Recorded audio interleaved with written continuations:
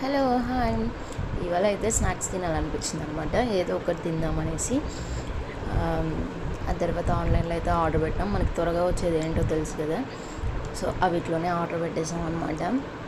బ్లింకిట్లు ఇలాంటివన్నీ మన కోసమే ఉన్నాయన్నమాట. బిగ్ బాస్కెట్స్ ఇవన్నీ మన కోసమే ఉన్నాయి, మనలాంటి వాళ్ళ కోసమే. సో క్రేవింగ్స్ ఎప్పుడు వస్తాయో అవైతే మనకైతే అస్సలు తెలియదు. టైం పెట్టుకొని అయితే అస్సలు రావు, అదైతే మనకి తెలుసు కదా.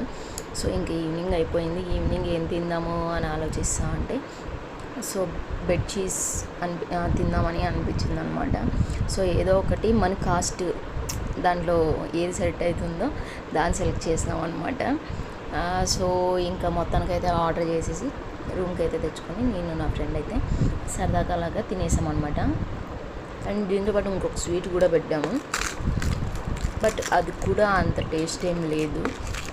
అమౌంట్ తక్కువ చూసినామంటే టేస్ట్ కూడా లెస్గానే అనిపిస్తుందేమో. సో అలాగైతే అయ్యిందనమాట మొత్తానికి. మీకు కూడా ఇలాగే క్రేవింగ్స్ వస్తాయా?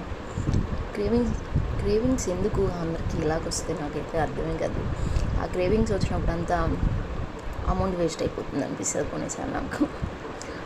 బట్ తింటాంలే, బట్ తినిన తర్వాత కూడా అమౌంట్ అయిపోయింది అని ఆలోచించే వాళ్ళు ఎంతమంది ఉన్నారో ఖచ్చితంగా అయితే కామెంట్ చేయండి. Okay, bye.